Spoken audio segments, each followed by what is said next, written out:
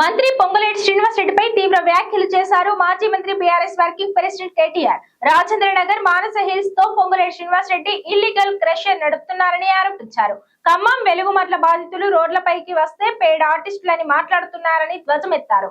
భూ మాఫియాదారులను వదిలేది లేదని కేటీఆర్ హెచ్చరించారు. సురేష్, కిషోర్, దామోదర్ రావులను ఖమ్మం జిల్లాకు చెందిన 3 మంత్రుల బినామీలు అని ఆరోపించారు. వారి కోసమే వెలుగుమట్ల భూదాన్ భూములపై కన్నేశారని వ్యాఖ్యానించారు. కాంగ్రెస్ పార్టీ అధికారంలోకి వచ్చిన దగ్గర నుంచి ప్రజలపై దౌర్జన్యంగా వ్యవహరిస్తున్నారని మండిపడ్డారు. రేవంత్ రెడ్డి సర్కార్ నడుపుతున్నారా, సర్కస్ నడుపుతున్నారో అర్థం కావడం లేదన్నారు. ముఖ్యమంత్రి రేవంత్ రెడ్డి ఓ పిచ్చి తుగ్లకని విమర్శించారు. వెలుగుమట్ల బాధితులకు ఇళ్ల పట్టాలతో పాటుగా నష్టపరిహారం చెల్లించాలని రేవంత్ సర్కార్ను డిమాండ్ చేశారు కేటీఆర్. వారికి న్యాయం జరిగే వరకు బీఆర్ఎస్ పోరాడుతూనే ఉంటుందని తేల్చి చెప్పారు. రాష్ట్రంలో బుల్డోజర్ రాజ్యం నడుస్తోంది. కాంగ్రెస్ ప్రభుత్వం వచ్చినప్పటి నుంచి విధ్వంసం, వినాశనమే. ఖమ్మంలో భూదాన్ భూములను హస్తగతం చేసుకునేందుకు 3 మంత్రుల బినామీలు సురేష్, కిషోర్, దామోదర్ డ్రామా చేశారు. ఆ 3 ల్యాండ్ మాఫియాను నడుపుతున్నారు. 3000 మంది పోలీసులు వెళ్లి వెలుగుమట్లలో ఇళ్లను కూల్చేశారు. పట్టాలున్న వారి ఇల్లు ఎలా కూల్చుతారు? ఇళ్లను కూల్చేసి మళ్లీ తక్కువ ఇళ్లను కేటాయిస్తారా? సర్కార్ను నడుపుతున్నారా, సర్కస్ నడుపుతున్నారా? ఆందోళన చేస్తున్న పేదలను పెయిడ్ ఆర్టిస్టులు అంటారా?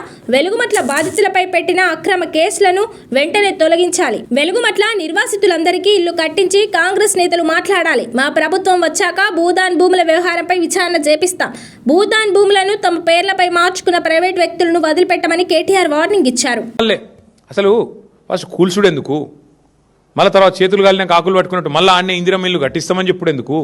వాళ్ళు ఒక్కొక్కరు 10, 12, 18 లక్షలు పెట్టి కట్టుకున్నారు ఇండ్లు.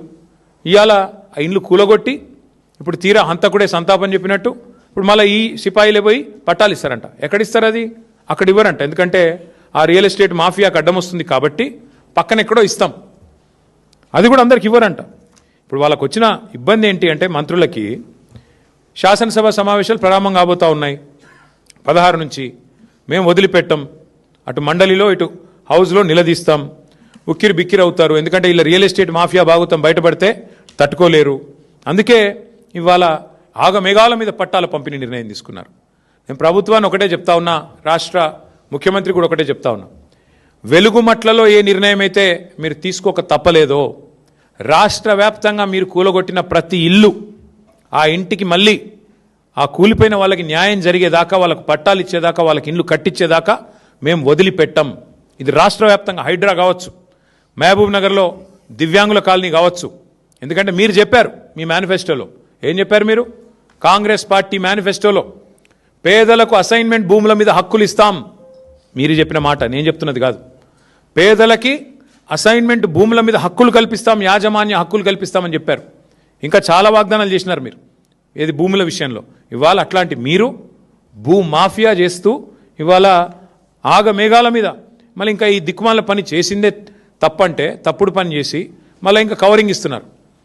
ఇంకా విచిత్రం